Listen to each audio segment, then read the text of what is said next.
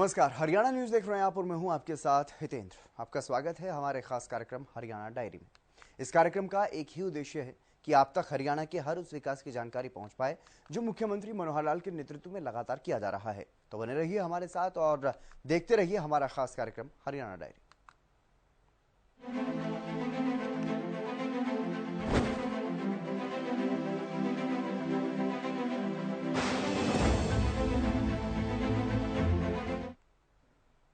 हरियाणा के मुख्यमंत्री मनोहर लाल ने रविवार को जनसंवाद से जन कल्याण की दिशा में एक और पहल की शुरुआत की है। मुख्यमंत्री ने सामुदायिक पुलिसिंग और आउटरीच कार्यक्रम हरियाणा उदय का भी शुभारंभ किया। वहीं हरियाणा के मुख्यमंत्री मनोहर लाल ने बड़ी घोषणा करते हुए कहा कि खेड़की दौला टोल प्लाजा को जल्द ही दूसरी जगह शिफ्ट कर दिया जाएगा।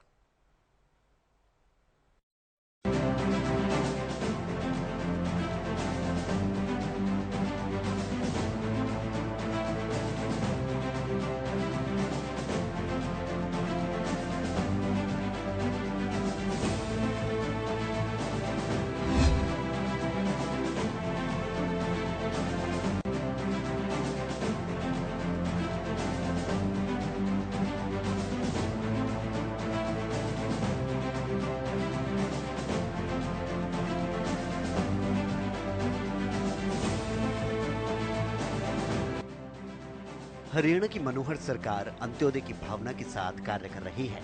सरकार की योजनाओं को जन जन का लाभ मिले, इसके लिए लगातार प्रयास किए जा रहे हैं। हरियाणा के मुख्यमंत्री मनोहर लाल ने रविवार को जन संवाद से जन कल्याण की दिशा में एक और पहल की शुरुआत की है। मुख्यमंत्री ने सामुदायिक पुलिसिंग और आउटरीच कार्यक्रम हरियाणा उदय का भी शुभारंभ किया है। इस दौरान उन्होंने हरियाणा उदय के कैलेंडर का भी विमोचन किया। इस पहल का शुभारंभ करते हुए मुख्यमंत्री ने कहा कि आउटरीच कार्यक्रम 1 जून से पूरे राज्य में क्रियान्वित किया जाएगा। मुख्यमंत्री मनोहर लाल ने कहा कि आने वाले दिनों में एक कार्यक्रम हरियाणा उदय का भी करवाया जाएगा, जिसमें सरकार की योजनाओं और उपलब्धियों को लोगों तक पहुंचाने की कोशिश की जाएगी। हरियाणा उदय कार्यक्रम के जरिए सरकार आगामी योजनाओं को भी लोगों तक पहुंचाएगी, जिससे कि वो जन कल्याण योजनाओं का फायदा उठा सके। आज ही हमने एक और नया कार्यक्रम लॉन्च किया है और उसका नाम रखा है हरियाणा उदय। हरियाणा उदय अगले वर्ष में जहाँ जो हमारी चीज़ें पिछले 8 वर्ष की उपलब्धियां हैं उनको सबको भी जनता को बताएंगे और जो 1 साल के अंदर हम किस प्रकार से हरियाणा के लोगों में कैसे उत्साहपूर्वक एक उत्सव रूप में हम आगे कैसे समाज में बढ़ सकते हैं, तो इस प्रकार का कार्यक्रमों का आयोजन किया जाएगा। वहीं हरियाणा के मुख्यमंत्री मनोहर लाल ने बड़ी घोषणा करते हुए कहा कि खेड़की दौला टोल प्लाजा को जल्द ही दूसरी जगह पर शिफ्ट किया जाएगा। आपको बता दें कि हरियाणा के गुरुग्राम जिले में मानेसर के उद्यमियों के लिए और लोगों के लिए ये टोल प्लाजा काफी समय से परेशानी का सबब बना है। अब इसके शिफ्ट हो जाने से लाखों लोगों को राहत मिलेगी। गुरुग्राम से संबंध में वो ठीक बात आपने कही। खिड़की दौला के संबंध में मैंने अभी स्टेटमेंट भी दी है। कल ही मेरी उनसे बात हुई है तो उन्होंने कहा कि बहुत जल्दी इस खिड़की दौला को हम समाप्त करेंगे। अब इसका नया स्थान पंचगांव होगा या द्वारका एक्सप्रेसवे पर होगा या एक और भी प्रोसेस पर काम करना शुरू कर दिया है कि किसी भी स्थान पर ना होकर के उस रोड स्ट्रेच के ऊपर सैटेलाइट से, फोटोग्राफी से और टोल का सिस्टम शुरू किया जाए, ताकि मुख्य समस्या लोगों की है वहाँ भीड़ लगना। कोई टोल टैक्स पैसा देने की समस्या ज़्यादा लोगों की नहीं है, लेकिन वहाँ लंबे समय तक खड़े होना, आधा घंटा, कई बार तो 2-2 घंटे लग जाते हैं। उस समस्या का समाधान तभी होगा कि जो टोल के जो बैरियर्स हैं उसको कैसे हटाया जाए, कैसे उसका समाधान किया जाए, इस पर काम करे सरकार। मुझे लगता है कि अगले कुछ 2-3 महीनों में ही ये चीज़ जो है जल्दी इसका हल निकलेगा। एक चीज़ और आज बतानी है मुझे कि हमने ये सप्ताह सड़क सुरक्षा सप्ताह इस नाते से भी लॉन्च किया है कि 1 सप्ताह तक सड़क के नियम लोगों को बताया जाए और एडमिनिस्ट्रेशन की ओर से भी जो ब्लैक स्पॉट्स हैं ऐसे जहां दुर्घटनाएं अधिक होती हैं, इन स्थानों पर भी, चाहे कहीं फ्लाईओवर बनाने की बात है, रोड के ऊपर जेब्रा क्रॉसिंग की ये विषय आएंगे, रेड लाइट्स के विषय हैं, ट्रैफिक पुलिस के अपने कुछ काम हैं, ट्रैफिक के जो नियम हैं उनको विजिबल करना, ये दिखाना, ये सब चीज़ें जो है इस 1 सप्ताह में करने के लिए हमने आह्वान किया। दरअसल खेड़की दौला टोल प्लाजा को हटाने की मांग काफी समय से की जा रही थी। शहर के बीचों बीच होने के कारण रोजाना सफर करने वाले उद्यमियों पर टोल टैक्स की दोहरी मार पड़ रही थी। इससे भी बड़ी समस्या ये थी कि गुरुग्राम से एयरपोर्ट जाने पर भी जाम का सामना करना पड़ता था।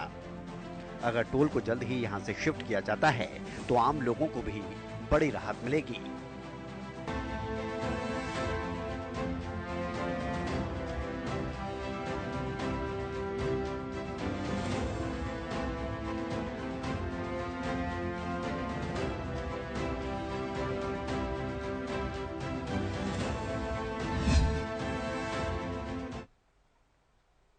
वहीं गुरुग्राम के सेक्टर 79 में राहगिरी कार्यक्रम का भी आयोजन किया गया, जिसमें हरियाणा के मुख्यमंत्री मनोहर लाल ने बतौर मुख्य अतिथि शिरकत की। कार्यक्रम में मुख्यमंत्री ने साइकिलिंग भी की, लोगों को फिट इंडिया का संदेश दिया। मुख्यमंत्री मनोहर लाल ने राहगिरी में लोगों को रोजाना व्यायाम, योगा और खेल से जुड़े रहने का भी संदेश दिया है।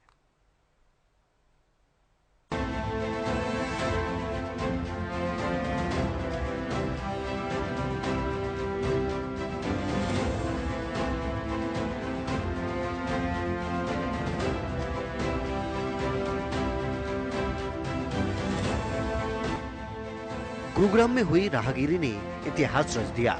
राहगिरी के 9 साल के सफर में 1 करोड़ 30 लाख भागीदार बन चुके हैं। अंतर्राष्ट्रीय स्तर पर देश का मान बढ़ाने वाले खिलाड़ी मनु भाकर और शिवानी कटारिया ने भी कार्यक्रम में भाग लिया। इस कार्यक्रम में जिम्नास्टिक का हैरतगंज करतब देख मुख्यमंत्री भी ताली बजाने को मजबूर हो गए। गुरुग्राम के सेक्टर 79 में आयोजित राहगिरी कार्यक्रम में मुख्यमंत्री मनोहर लाल ने शिरकत की। राहगिरी के कार्यक्रम में मुख्यमंत्री ने साइकिलिंग कर लोगों को फिट इंडिया का संदेश भी दिया। मुख्यमंत्री मनोहर लाल ने राहगिरी में लोगों को रोजाना व्यायाम, योगा और खेल से जुड़े रहने का भी संदेश दिया। सेक्टर 79 में आयोजित राहगिरी के कार्यक्रम में निजी और सरकारी स्कूलों के लगभग 2000 छात्रों ने भी भाग लिया।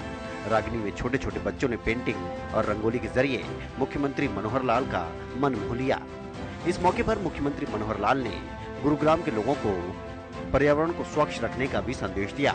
राहगिरी में एक स्टेज योगा के लिए भी बनाई गई थी और उसमें बताया गया कि रोजाना योग करके किस तरह से शरीर को स्वस्थ रखा जा सकता है और बीमारियों को दूर भगाया जा सकता है। साथ ही राहगिरी में कबाड़ में जाने वाली सभी तरह की चीजों को किस तरह से रिसाइकिल करके दोबारा से प्रयोग में लाया जा सकता है, इस बारे में भी जानकारी दी। आज ये एक अनूठा कार्यक्रम, राहगिरी का ये कार्यक्रम, और बहुत ही मुझे आनंद हो रहा है कि जिस शहर में लगभग 9 वर्ष पूर्व इस कार्यक्रम की शुरुआत की थी मैंने, इन 9 वर्षों में हरियाणा में राहगिरी कार्यक्रम में एक बहुत बड़ा इतिहास रचा है। 5 वर्ष पहले भी मैं एक बार यहां आया था। न केवल गुरुग्राम में बल्कि दर्जनों और शहरों में भी इस कार्यक्रम की शुरुआत हुई थी और बहुत ही, जिसको मैं एक अच्छा श्रेष्ठ प्रदर्शन राहगिरी का कह सकता हूं, जो लंबे समय तक चला, वो करनाल शहर में चला। जब हमारे पंकज ने वहां एसपी लगे हुए थे तो इन्होंने उस कार्यक्रम को एक ऐसा स्वरूप दिया, न केवल हरियाणा में बल्कि और पूरे देश भर में इसकी चर्चा होने लग गई थी। लगभग 1 करोड़ 30 लाख लोग, विशेष करके युवा, इन कार्यक्रमों में अभी तक भाग ले चुके हैं, जो हरियाणा की लगभग आधी आबादी है।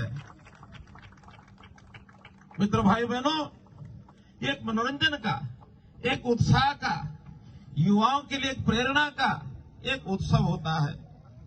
कहीं हर सप्ताह होता है, कहीं 15 दिन में होता है और कहीं कहीं मासिक रूप में भी इस कार्यक्रम का आयोजन होता है। बल्कि मासिक रूप में तो एक और कार्यक्रम, जिसको हमने मैराथन दौड़ कहा, मैराथन दौड़ भी लगभग 8-9 स्थानों के ऊपर हरियाणा में हुई और रिकॉर्ड कायम किया। उसमें भी 20,000 से लेकर 60,000 तक युवा उन मैराथन में दौड़े हैं। किसी न किसी एक संदेश को लेकर दौड़े हैं। हमारे हर कार्यक्रम का कोई ना कोई एक संदेश होता है। उस संदेश को एक प्रकार से जनता में जनजागरण के नाते से हम आगे बढ़ाते हैं। जनता में व्याप्त बहुत सी समस्याएं हैं, बहुत सी कठिनाइयां होती हैं, युग के हिसाब से नए नए चैलेंज आते हैं। उनको ठीक करने के लिए हम लोगों को कुछ न कुछ आयोजन के माध्यम से जनता को एक संदेश देना होता है। देख रहे हैं कि लगातार गुरुग्राम का विस्तार हो रहा है। पिछले 10 वर्षों की मैं बात करूं तो चाहे आउटर गुरुग्राम जो आज हम देख रहे हैं, इसमें नई नई सारी व्यवस्थाएं, इसके अंदर रोडवेज, इसके अंदर सड़कों का काम, इसके अंदर रेलवे का काम, इसके अंदर मेट्रो का काम। बहुत जल्दी गुरुग्राम शहर के अंदर, गुरुग्राम शहर की अपनी एक मेट्रो, ये पूरे शहर में एक चक्कर लगाएगी। मेट्रो जैसे सर्कुलर होती है वैसी बनने जा रही है। प्रोजेक्ट पास हो गया है, बनना शुरू हो गया है। बहुत जल्दी रेजांगला से सेक्टर 22 द्वारका, जो अंतर्राष्ट्रीय इंदिरा गांधी अंतर्राष्ट्रीय एयरपोर्ट के साथ ये मेट्रो जोड़ेगी, वो बनने जा रही है। बहुत जल्दी एसपीआर से होते हुए ग्लोबल सिटी, मानेसर, पंचगांव, यहां तक एक रेलवे मेट्रो ये बनने जा रही है। इसी प्रकार केएमपी सड़क, हरियाणा ऑर्बिटल रेल कॉरिडोर, जो हमारे दिल्ली के बहादुरगढ़ साइड में भी हमको जोड़ेगी, बहादुरगढ़ से आसौदा, ये इस प्रकार की मेट्रो ये लाइन बनने जा रही है। तो इस प्रकार से इस शहर को, गुरुग्राम को एक दुनिया का अच्छा शहर कैसे बनाया जाए, इस पर हम लगातार लगे हैं। आप लोगों के लिए जहां आप राहगिरी करते हैं, जहां आप खेलते हैं, पिछले दिनों में एक सड़क के ऊपर जब राहगिरी थी, मैंने कुछ अनाउंसमेंट्स की थी। मेरा निवेदन उन कंपनियों से, जो उस दिन कंपनियां थी, उनसे किया था। कुछ काम उन्होंने किया है, कुछ चल रहा है। उसका युवा कहीं अपने रास्ते से भटक गया तो युवा विध्वंस का भी कारण बन सकते हैं। तो मेरा तो आपसे अपील है कि हर कार्यक्रम में कुछ अच्छी चीजें, समाज के साथ जुड़ी हुई चीजें, आपस में संबंध एक दूसरे के साथ, इनको बढ़ाते चले जाएंगे तो हमारे ये युवा कार्यक्रम, चाहे राहगिरी के कार्यक्रम हो, चाहे मैराथन के कार्यक्रम हो, अथवा अन्य प्रतियोगिताएं हो, इनका एक सार्थक परिणाम निकलेगा। आज आप गुरुग्राम के युवा जिस उत्साह से आगे बढ़े हैं, हमको ध्यान में है कि गुरुग्राम शहर ये भी इसी उत्साह से आगे बढ़ रहा है। देश में नहीं, दुनिया में इसका नाम हो गया है। आज दुनिया की 500 जो कंपनीज, बड़ी कंपनीज हैं, उन 500 बड़ी कंपनीज में से 400 बड़ी कंपनीज के कार्यालय वो गुरुग्राम में स्थित है। मित्रों, 400 की एक विश्वव्यापी ख्यात ये शहर बना है। इसको सुंदर बनाना, इसको आगे बढ़ाना हम आपका सबका काम है। और जब गुरुग्राम जैसे शहर आगे बढ़ रहे हैं तो निश्चित रूप से प्रेरणा लेकर के, चाहे हमारा फरीदाबाद हो, चाहे सोनीपत हो, रोहतक हो, हिसार हो, करनाल हो, पंचकुला हो, कुरुक्षेत्र हो, हर शहर में आगे कंपटीशन, एक आगे बढ़ने का एक प्रकार से प्रतियोगिता ये शुरू हुई है। तो हम इन सब शहरों को आगे बढ़ाने के लिए आतुर हैं।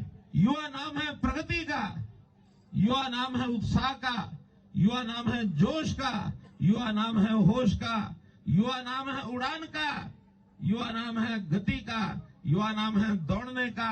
तो युवाओं को जितना भी हम आगे बढ़ाने के लिए अपना अपना संकल्प लेंगे तो निश्चित रूप से देश ये भी आगे बढ़ेगा, पीछे नहीं रहेगा। आज हमारा देश दुनिया में प्रगति कर रहा है।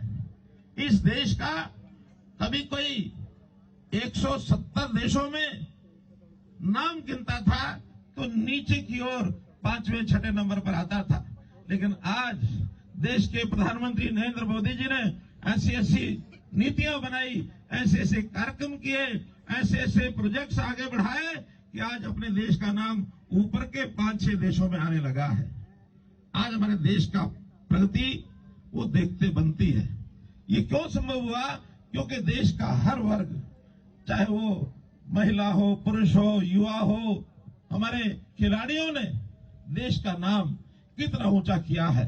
अभी हमारे खिलाड़ी मनु भाकर ये उपस्थित है। दुनिया में इन्होंने खेल में भारत का झंडा ये ऊंचा उठाया है, आगे बढ़ाया है, हरियाणा का नाम रोशन किया है, अपने जिले का नाम, प्रदेश का नाम, अपने माता पिता का नाम, युवाओं का नाम, सबको आगे बढ़ाया है।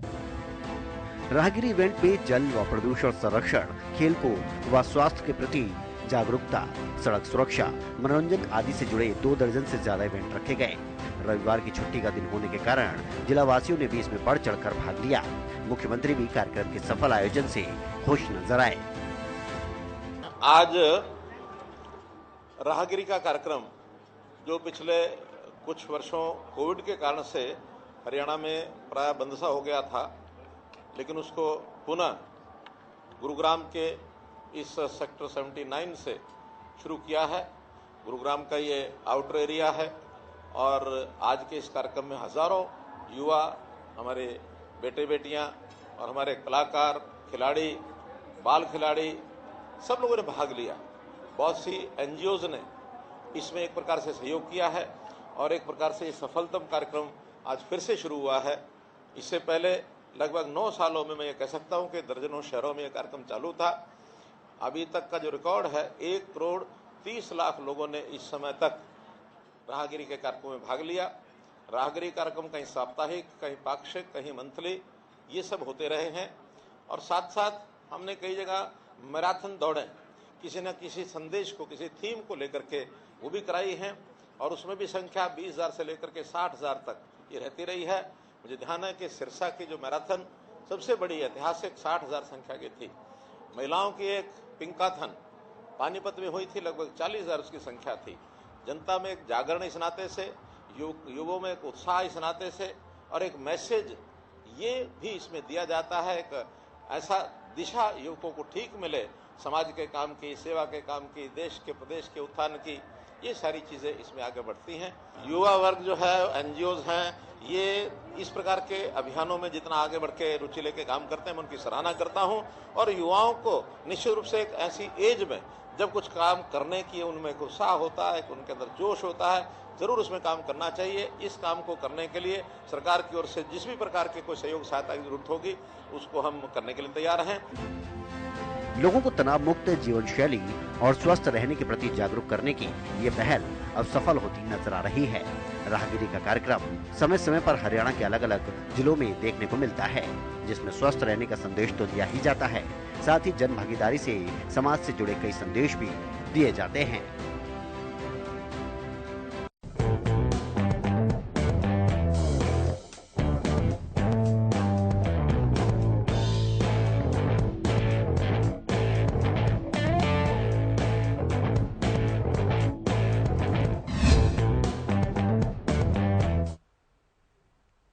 कृषि के क्षेत्र में विकास के लिए खेती की नई नई तकनीकें आ रही हैं और इसी तरह एरोपोनिक तकनीक के जरिए अब हवा में आलू उगाया जा सकेगा। ये पोटैटो टेक्नोलॉजी केंद्र करनाल के श्यामगढ़ का क्रांतिकारी कदम है।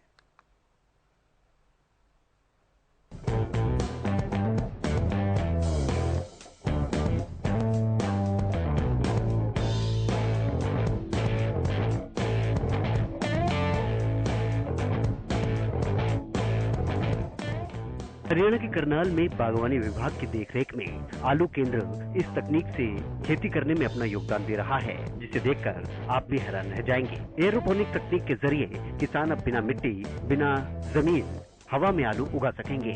इस तकनीक में शुरुआत में लैब से आलू हार्डनिंग यूनिट तक पहुंचते हैं।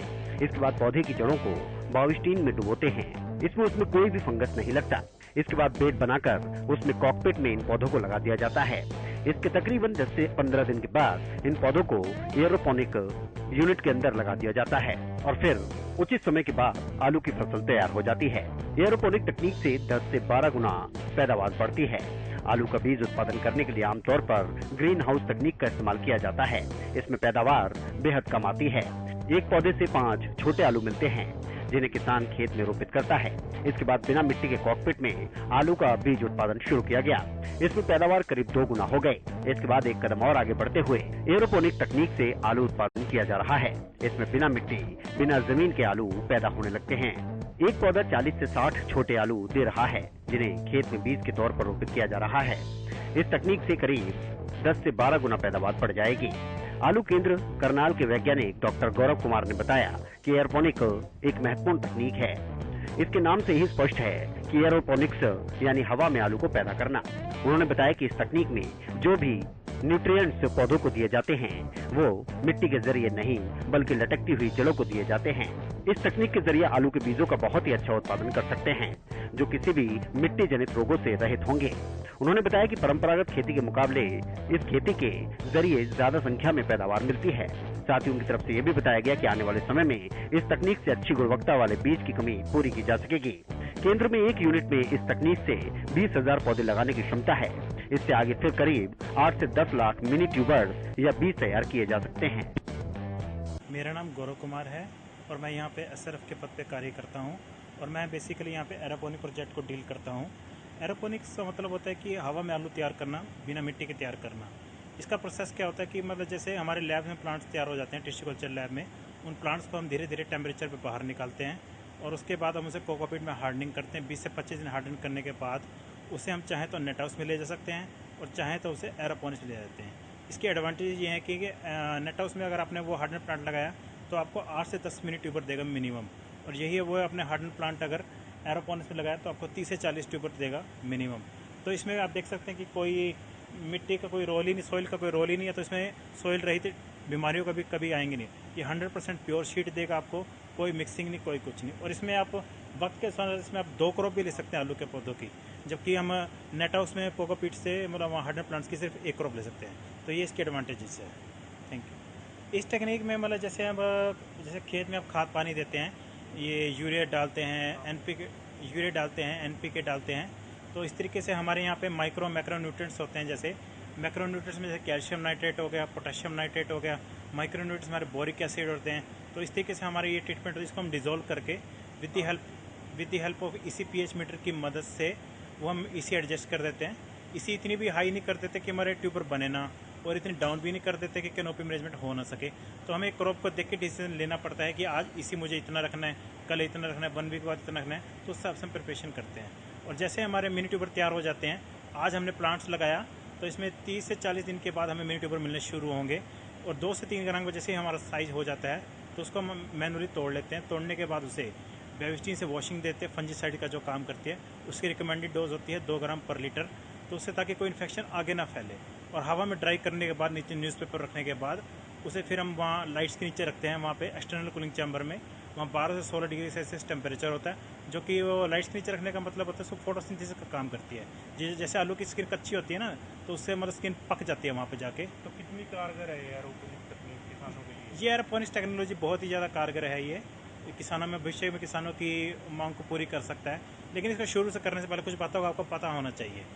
फॉर एग्जांपल जैसे आपको अपने आसपास के एरिया की स्टडी करनी है कि आपके एरिया में डिमांड किस शीट की ज़्यादा है। फॉर एग्जांपल जैसे कुफरी पुखराज की डिमांड होती है कुरुक्षेत्र और शाहबाद के एरिया में, यूपी वाले फार्मर्स डिमांड करते हैं हमारे चिप्सोना 1 की। तो इस तरीके से जैसे जिस एरिया में डिमांड जैसी है वो आप प्लांट्स इनको लगाएं एरोपोनिक्स में, और आप बेहतर मुनाफा आप कमा सकते हैं। कितनी जल्दी पौधा तैयार होता है और पौधों से क्या कारगर सिद्ध है किसानों के लिए? काफ़ी। हाँ जी, ये बिल्कुल कारगर किसानों के लिए बिल्कुल कारगर सिद्ध है। इसमें पौधा आपका मतलब 30 से 40 दिन में मिनी ट्यूबर देना शुरू कर देगा। तो वो सॉइल में तो आपको मिलेंगे 8 से 10, यहाँ आपको उसका 3 टाइम मल्टीपल 30 से 40 भी मिल सकते हैं, 50 की भी एवरेज आ सकती है। तो इसलिए कारगर है ये टेक्नोलॉजी। किसान भी आते हैं दूर दूर से देखने? हाँ जी, हमारे यहाँ किसान भी आते हैं दूर से देखने, कोई यूपी से आते हैं, अलीगढ़ से आते हैं, कुरुक्षेत्र से आते हैं, तो यहाँ आते ही रहते हैं विजिट करने के लिए। इस तरह आय दुगनी करने का भी हो सकता है किसानों के लिए? हाँ जी, बिल्कुल किसानों की आय दुगनी भी कर सकते हैं। मैं जैसे मैंने पहले बताया कि मतलब आप इसमें जैसे हम तो 1 क्रॉप लेते हैं, पर CPRI भी लेटेस्ट मेथड डेवलप कर चुकी है, जिससे आप 2 क्रॉप ले सकते हैं आलू की। तो एक ही बार पौधा लेना पड़ता है? क्या कुछ बताना चाहेंगे इसके बारे में? हाँ जी सर, ये मतलब जैसे टिश्यू कल्चर लैब में मतलब इसकी शुरुआत होगी सबसे पहले टिश्यू कल्चर लैब से। तो टिश्यू कल्चर लैब शुरू करने के लिए आपको पहले CPRI से प्लांट लेके आना पड़ेगा, मदर कल्चर जिसे बोलते हैं, वो लेके आना पड़ेगा। उसके बाद यहाँ लैब में उसे मल्टीप्लाई करेंगे, और जैसे ही हमारा आलू का सीज़न आ जाएगा तो उन पौधों को धीरे धीरे टेम्परेचर पे बाहर निकालेंगे। फिर वही प्रोसेस है कि मतलब कोकोपीट में हार्डन किए 20 से 25 दिन हार्डन करने के बाद उसे एरोपोनिक्स में ले आएंगे, और एक ही बार अपने पौधा लगाना है यहाँ पे, दोबारा लगाने की कोई जरूरत नहीं। तो यहाँ के लिए भी काफ़ी कारगर संस्थान के लिए सिद्ध हो रहा है? हाँ जी, संस्थान के लिए अच्छी इनकम हो रही है इसको यहाँ से, जितना मतलब जिस पे इतना कॉस्ट है इस पे कंस्ट्रक्शन पे, तो उतना ही कवर हो जाता है आपको 2-3 सीजन में आपका। तो आसान भाषा में किसानों से क्या अपील करना चाहेंगे, क्या बताना चाहेंगे किसानों को? किसानों को मैं ये कहना चाहूँगा कि मतलब पहले वो अपने आसपास के एरिया की स्टडी करें, उनके एरिया में किस शीट की डिमांड है। जैसे मैंने पहले बताया कि मतलब जैसे पुखराज की डिमांड होती है कुरुक्षेत्र और शाहबाद के एरिया में, यूपी वाले चिप्सोना 1 कुफरी मोहन की डिमांड करते हैं, तो उस हिसाब से अपने पहले मतलब थोड़े मार्केटिंग सेट कीजिए आप लोग, और उसके बाद अपने उसे पौधों को यहाँ लगाइए एरोपोनिक्स में, और उससे अब जो मिनी ट्यूबर बनेंगे उनको आप सेल कीजिए, गवर्नमेंट के रेट पे ही बेच दीजिए, और ये पर पीस के हिसाब से बिकते हैं, 3 रुपये पर पीस, 5 रुपये पर पीस, तो उससे किसान बेहतर मुनाफा कमा सकते हैं। पहली बार हो सर जैसे एरोपोनिक हवा में तैयार? हाँ जी, तो हवा में आलू मतलब उगाने का मतलब यही है, पहले ये चाइना की टेक्नोलॉजी है, ये चाइना से बाद ये फिर भारत में आई, और भारत में अभी टेक्नोलॉजी धीरे धीरे पॉपुलर हो रही है काफ़ी, और हमारी स्टेट गवर्नमेंट सब्सिडी भी दे रही है इसके ऊपर, 35% सब्सिडी देती है इसके ऊपर। किसान भी लाभ उठा रहे हैं? किसान भी इसका लाभ उठा रहे हैं, कुछ लगा भी सकते हैं इसके ऊपर। तकनीक के हिसाब से वाकई ये क्रांतिकारी साबित हो रही है। साथ ही ये तकनीक किसानों को ये संदेश देने का काम करती है कि किसान अब तकनीकी खेती को अपनाएं, समझें और अपनी आय को भी दोगुना करें। इस परिप्रेक्ष्य में हरियाणा सरकार भी किसानों को प्रोत्साहित लगातार कर रही है। साथ ही किसानों को तकनीक के बारे में जागरूक करने के लिए समय समय पर कैंप और कृषि मेलों का आयोजन भी करवाया जाता है।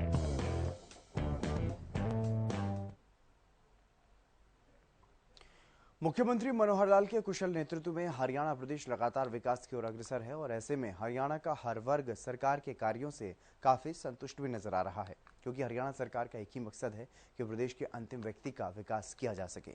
फिलहाल हमारे खास कार्यक्रम हरियाणा डायरी में आज के लिए बस इतना ही। आप देखते रहिए हरियाणा न्यूज।